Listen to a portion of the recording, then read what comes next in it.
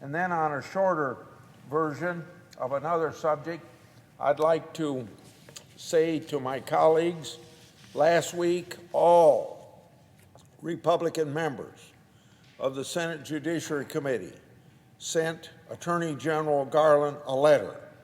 We said he should withdraw his memo from October 4th that made parents feel like domestic terrorists for going to local school board meetings to express their views on anything that they have a constitutional right to have their expressed views on, and there's no limit in the Constitution.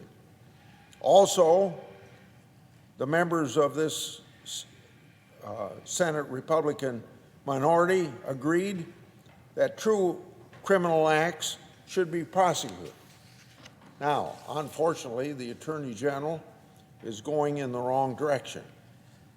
A whistleblower revealed FBI's counterterrorism division is involved in the Department of Justice effort of intimidation and is keeping track of what goes on at local school board levels, whether it's criminal or not.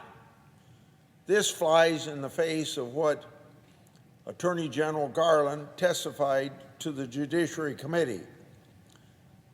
The Attorney General has insisted to the committee that his instructions to law enforcement have nothing to do with stopping parents from criticizing school boards, and that he doesn't think parents are domestic terrorists.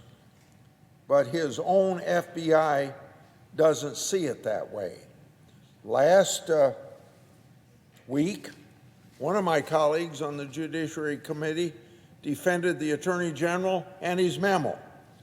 That member talked about school board members getting angry emails and being threatened if the facts discussed by my colleague rise to being crimes. They sound like the sort of things local law enforcement can handle just fine on their own.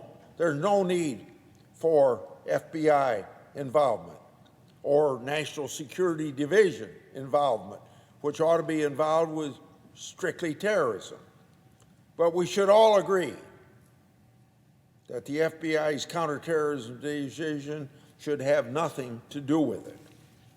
If you're a parent who's upset with how your child's school is being run, you should be able to say so to the very school board making decisions on how that school should be run.